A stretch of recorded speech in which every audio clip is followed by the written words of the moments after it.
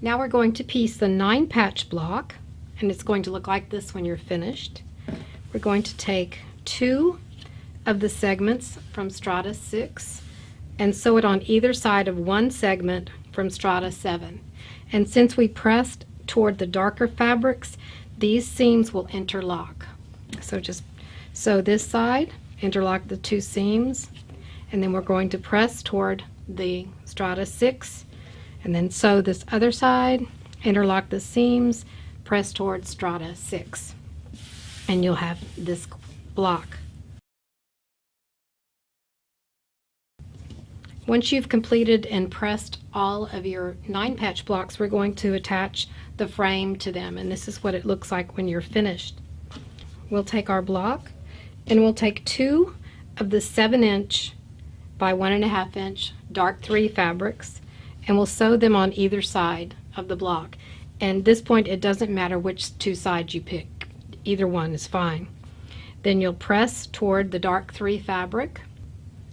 Then you'll take your 9.5" by 1.5" segments of dark 3 fabric and stitch them at the top and the bottom. And again, we're going to press toward the dark 3 fabric. And here is what we have when we're finished.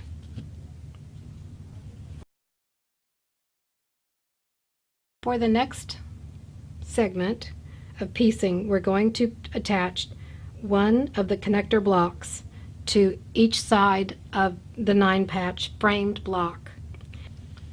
If you look at where the seams are, this is our 9.5" piece that we put across this way. So the seam is going this way and going this way. So if you attach these to those sides, then these seams here will interlock. When you turn it like this, you'll see this seam, and it will interlock with this seam. Let me show you close up.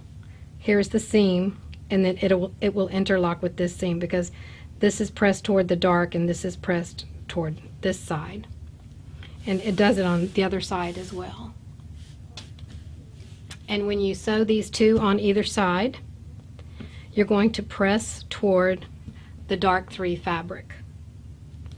And this is what it looks like when you're finished with that.